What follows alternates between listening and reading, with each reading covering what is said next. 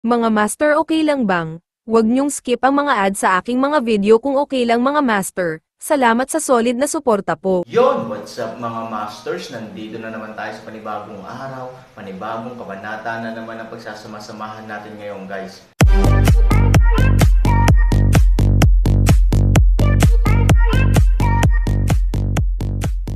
Bali mga masters, kung bago ka pa lang po sa aking YouTube channel, please click the subscribe button, lalong-lalo na po yung notification bell guys, para maging connected pa rin tayo sa isa't isa at maging updated kayo sa mga susunod ko pang video. Bali mga masters, bago natin umpisahan ng kwento ay mag-shoutout po muna tayo para sa mga solid nating tagapakinig. Shoutout kay Yauri Senjun, shoutout kay Ronel Sano, shoutout kay Aiko May, shoutout kay Jory Duhodires. Yun na nga mga masters, no? Bali hindi na ito patagalin. In 3, 2, 1, let's go! Mga masters, 3 video po araw-araw ang i-upload natin. Ang bagong yugto ni Daryl sa Storytelling Channel sa YouTube mapapakinggan. Ang bagong kabanata. Master Daryl, ang babaeng tinutukoy mo ba ay iyong nobya? Ang kanyang pinagmulan ay sa lahi ng mga elf at isa itong prinsesa. Sabi ni General Hameno. Nang marinig ito ni Daryl, siya ay labis na nagulat sa sinabi ni General Hameno. At si Daryl ay nagsalita agad. Paano mo nalaman ang pagkakilanlan ng aking kasamang babae? Sabi ni Daryl. Nang marinig ito ni General Hameno, siya ay ngumiti ulit at sinabi. Master Daryl, kanina habang patungo kami sa Westrington, ang envoy na inutusan ni Sect Master Ambrose na magmanman sa imperyo ng Westrington, ay mabilis na nagtungo sa amin upang sabihin ang nangyayari sa mansyon ni Miss Eunice. Na ang daang-daan na kasundaluhan ng Westrington daw ay winawasak ang mansyon ni Miss Eunice. Kaya nagmadali kami tumungo roon upang iligtas si Miss Eunice sa kamay ng mga kasundaluhan ng Westrington. Ngunit sa aming pagdating, ang mga kasundaluhan ng Westrington ay wala ng buhay. At naabutan namin ang isang babae, na pinugutan ng ulo ang general mula sa Westrington na si General Fords. Ang babae na iyon ay nagtataglay ng sobrang lakas na spiritual. At ang kanyang kasanayan sa pakikipaglaban ay napakahusay. At dahil sa nangyari, kaya nakilala namin ang babae na iyong tinutukoy, Master Daryl. Siya ay nagpakilala na nobya siya ng kapatid ni Miss Eunice. Nung una pa lang kami ni General Roy ay naghinala na. Ang tinutukoy niyang nobyo na kapatid ni Miss Eunice ay ikaw, Master Daryl. Sabi ni General Hameno. Nang marinig ito ni Daryl, siya ay nagsalita agad at sinabi. Nakita nga namin ang ulo ng isang general mula sa Westrington. At kung ganun, nasaan si Miss Lynn? Sabi ni Daryl. Nang marinig ito ni General Hameno, siya ay nagsalita at sinabi. Ang prinsesa mula sa lahi ng mga elf, Master Daryl, ay pinasamahan ko kay General Roy, na tumungo sa Elysium Gate Sect. Upang makita niya si Sect Master Ambrose. At akala namin na kayo ni Miss Eunice ay naroon na sa Elysium Gate Sect. Sabi ni General Hameno. At Master Daryl, hindi mo na kailangan mag-alala pa. Habang sila ay patungo sa Elysium Gate Sect, may iilang kasundaluhan silang kasama ni General Roy. At hindi hahayaan ni General Roy na may mangyaring masama sa inyong nobya, sabi ni General Hameno. Nang marinig ito ni Daryl, ito ay nawala ang kanyang pangamba at siya ay nakaramdam ng saya. Ngunit ito ay medyo nahiya sa sinabi ni General Hameno na kanyang nobya si Lynn. At nang marinig ito ni Daryl, siya ay napakamot ng ulo at sinabi. Kung ganun, ligtas na pala si Miss Lynn sa mga oras na ito. Lubos akong nagpapasalamat, na nagpasya kayong dalan siya sa imperyo ng Elysium Gate. At dahil doon mas magiging ligtas siya. At tama ka nga, siya ay aking nobya. Ano sa tingin mo? Maganda ba ang aking asawa mula sa lahing mga elf? Sabi ni Daryl sa pabirong tono. Oo, kanina lang ay sobrang pag-aalala ni Daryl at galit ang nararamdaman na halos maiyak na ito. Ngunit ngayon nagagawa na nitong makapagbiro dahil alam niya na nasa mabuting kalagayan na si Lynn sa mga oras na ito. At nang marinig ito ni General Hameno, siya ay napakamot ng ulo at sinabi. Hindi parent kayo nagbabago, Master Daryl. Palabiro parent kayo. Ngunit tama ang sinasabi mo. Ang iyong nobya ay napakaganda. Ang kanyang kagandahan ay walang makakapantay, sabi ni General Hameno. Nang marinig ito ni Daryl, siya ay napangiti. At maya-maya, nagsalita si General Hameno. Master Daryl, ngayon alam niyo na kung saan patungo si Prinsesa Lynn. Ikaw ay tutungo na rin ba sa Elysium Gate, upang makita na ang iyong nobya lalo na sila Sect Master Ambrose? At sila Miss Yvette at ang iba mo pang kapamilya Master Daryl. Nakakasiguro ako ay lubos silang matutuwa at magiging masaya kapag nakita at nalaman nila na ikaw ay nakabalik na. Sabi ni General Jimeno nang nakangiti. At nang marinig ito ni Daryl siya ay hindi umimik. At maya-maya si Daryl ay nagpasya at nagsalita. Nais ko din malaman kung ano ba talaga ang tunay na dahilan ng Westrington upang gawin nila ang pananakop sa iba't ibang mga lugar na pagmamay-ari ng mga sekta. General, nais ko sanang sumama sa inyo patungo sa Westrington upang malaman ang isasagot ng Emperor nila sa nais mong iparating na mensahe. Sabi ni Daryl sa seryosong tono. Nang marinig ito ni General Jimeno siya ay labis na nagulat at natuwa. At ito ay agad-agad nagsalita. Paumanhin Master Daryl. Hindi pa pala ako nagpapakilala sa iyo. Ako si General Jimeno, mula sa iyong kasundaluhan. At lubos kong kinatutuwa ang aking Sect Master ay sasama sa amin patungo sa Westrington upang makausap si Emperor Dwayne. Sabi ni General Jimeno. Nang marinig ito ni Daryl, siya ay nagsalita, magaling kung ganon. Tayo nang tumungo sa Westrington. At nang marinig ito ni General Jimeno ito ay sumigaw. Magsihanda na kayo. Tayo nang magpapatuloy sa pagpunta sa imperyo ng Westrington kasama natin si Sect Master Daryl. At kailangan ko ng isa pang kabayo. Para kay Sect Master Daryl. Sigaw ni General Jimeno. At maya-maya ang isang sundalo na nakasakay sa kabayo ay biglang nagsalita. Lubos kong kinagagalak, na aking kabayo na gamit-gamit ay aking ipapagamit kay Sect Master Daryl. Ito ay mabilis na bumaba sa kabayo at dinala kay Daryl at ang sundalo na ito ay yumuko kay Daryl at sinabi. Sect Master Daryl, muli maligayang pagbabalik sa mundo natin mga tao. Ito ang aking kabayo, maaari mong gamitin. Nang marinig ito ni Daryl siya ay ngumiti at sinabi. Salamat. At si Daryl ay sumakay na ng kabayo, at si General Jimeno ay humudyat na sila ay aalis na. At si Daryl at General Jimeno ay pinalakad na ang kabayo at ang libo-libong kasundaluhan na nasa likod nila ay sumunod na. At samantala, sa imperyo ng Elysium Gate Sect, si Ambrose ay nakaupo sa trono. At maya-maya, ay may nagsalita sa labas ng kanyang trono.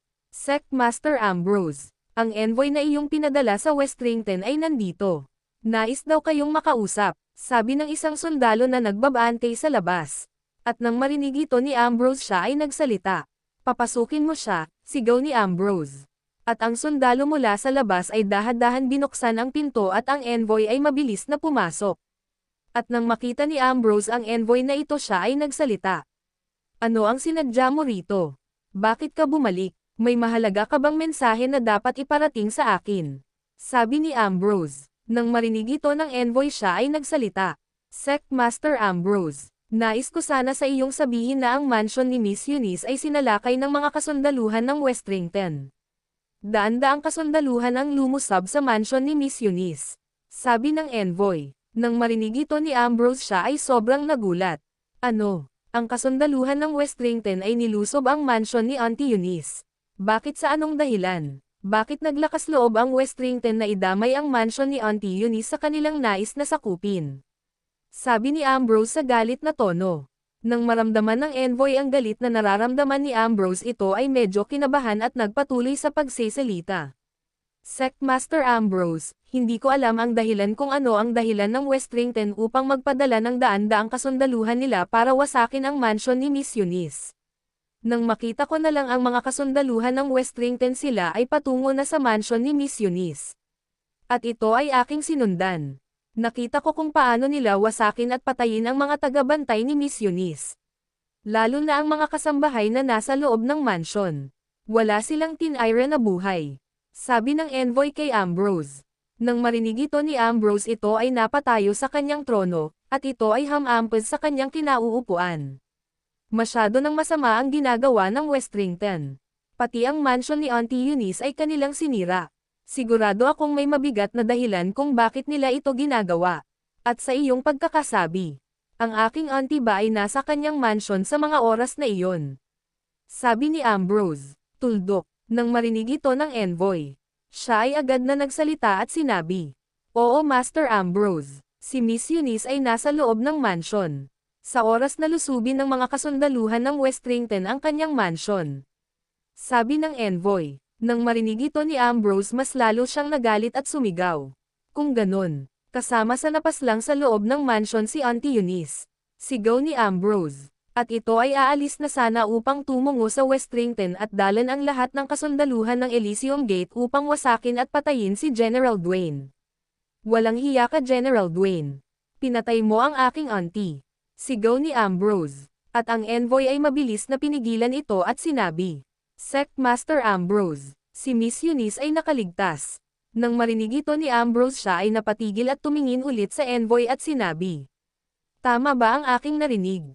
Ang aking Auntie Eunice ay nakaligtas. Mabuti kung ganon. At paano siya nakaligtas? Sabi ni Ambrose. At ang envoy ay mabilis na sinabi ang lahat. Nakita ko habang si Miss Eunice ay tatakas. Ito ay may kasamang napakagandang babae.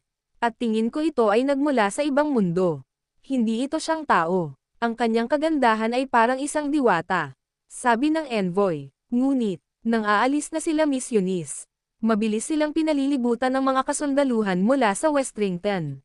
At ang babae na kasama ni Miss Eunice ay nagpas siyang labanan ang mga kasundaluhan ng Westrington. Ang babae na iyon ay napakahusay makipaglaban. Sa isang galaw pa lang niya ay madami na itong nasawi na mga sundalo mula sa Westrington. Kaya sa pagkakataon na iyon, si Miss Eunice ay nakaalis ng ligtas sa kanyang mansion. At ang babae ay naiwan na nakikipaglaban sa daang-daan na kasundaluhan. Hindi ko na alam kung ano ang nangyari sa babae na iyon. Dahil nagpas siya na akong magtungo rito para sabihin sa iyo ang mga nangyari sa mansion ni Miss Eunice. Nang marinig ito ni Ambrose siya ay nakahinga ng maluwag at sinabi. Saan nagmula ang babae na iyong tinutukoy? Kailan pa nagkaroon ng ibang tagabantay si Auntie Eunice na ibang nilalang? Sabi ni Ambrose at ito ay napakamot ng ulo at sinabi. Ayoko muna isipin kung saan nagmula ang babae na iyon. Lubos akong nagpapasalamat sa kanyang ginawa. Dahil sa kanyang ginawa, nakaligtas ang aking Auntie Eunice. Napakamatapat ng tagabantay na nakuha ni Auntie Eunice. Bubuhis niya talaga ang kanyang buhay para mailigtas lang ang kanyang amo. Sabi ni Ambrose, sana ay okay lang ang babae na iyon. Tuldok, nang marinig ito ng envoy ito ay nagsalita. Tiyak na sa mabuti ng kalagayan ang babae na iyon Sect Master Ambrose. Dahil kanina habang ako ay patungo dito, nakita ko sila General Roy at General Hameno. Kasama ang mga libo-libong kasundaluhan na patungo sa Westrington. Sinabi ko sa kanila ang nangyari sa mansion ni Miss Eunice. At mabilis silang nagtungo roon. Upang tignan ang sitwasyon. At alam ko na abutan pa nilang buhay ang babae na iyon. Dahil hirap ang mga kasundaluhan ng Westrington na makalapit sa babae na tagabantay ni Miss Eunice. Oo, akala nila Ambrose at ng envoy sa mga oras na ito ang tumulong kay Eunice, upang makaligtas sa kamay ng mga kasundaluhan mula sa Westrington. Ay tagabantay ni Eunice na kanyang binabayaran upang ito ay maging ligtas sa sino mang magtangka sa kanyang buhay. At nang marinig ito ni Ambrose siya ay nagsalita. Magaling ang ginawa mo. Buti naman ay nailigtas nila General Roy at General Hameno ang babaeng tagapagbantay ni Auntie Eunice. Kapag ito ay aking nakita, ay bibigyan ko siya ng malaking gantimpala. Sabi ni Ambrose. At ito ay sumigaw. Magdala kayo ng iilang piraso ng ginto dito. At ibigay sa envoy na ito. Sana sapat na iyan sa aking pagpapasalamat dahil sa ginawa mo. Ipaalam agad sa akin ang mga nangyayari. Lalo na dahil sa iyo ang babae na tagapagbantay ni Auntie Eunice. Ay nailigtas nila General Roy at General Hameno. Dahil naging maagap ka, maya-maya, ang ilang mga kasambahay sa Imperyo ng Elysium Gate ay mabilis na pumasok na may daladalang ginto. At ito ay mabilis na ibinigay sa envoy. Ang envoy ay sobrang saya sa mga oras na ito. Salamat Sect Master Ambrose. Salamat sa gantimpala na ito. At nang marinig ito ni Ambrose siya ay nagsalita. Maaari mo nang dalan ang mga ginto na iyan. At bumalik na sa lugar ng Westrington. Upang magmasid ulit, bumalik ka agad dito kung may nalaman kang importanteng kilos ng mga kasundaluhan ng Westrington at ng kanilang emperor. Sabi ni Ambrose. At nang marinig ito ng envoy agad ito nagpas siya umalis at sinabi. Salamat ulit Sect Master Ambrose. Oo, makakaasa ka sa aking pagbalik, may mahalaga pa akong sasabihin tungkol sa Westrington. At ang envoy ay umalis. Yun na nga mga masters, no? Bali panibagong kabanata na naman yung natapos natin ngayong gabi. Muli, maraming salamat po talaga sa walang sawang suporta po sa aking YouTube channel na talagang inaabangan nyo po ang bawat upload ko po. Bali mga masters, magkita-kita ulit po tayo bukas ng gabi at ngayon po ay magpapaalam po muna tayo. Bali mga masters, bye-bye!